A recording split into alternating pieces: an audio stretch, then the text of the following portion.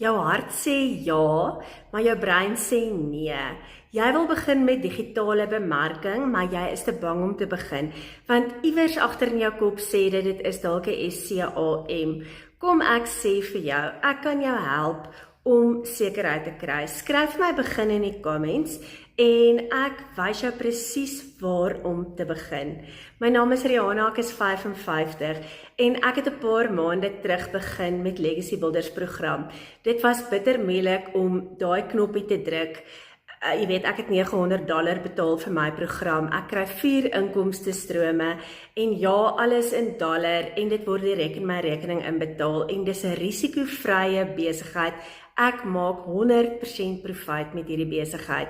Ek was te bang. Ek weet ek was te bang. Ek het baie lank gewag. Vandag is ek spyt dat ek so lank gewag het. As dit jy is met wie ek nou praat, skryf my begin in die comments en ek help jou, ek wys jou presies waar om te begin.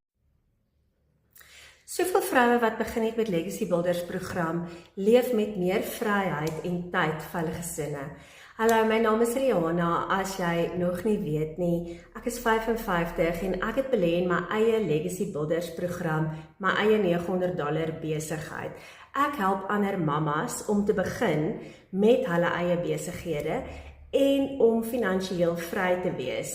Wil jy ook begin? Skryf my begin in die comments en ek help jou om te begin.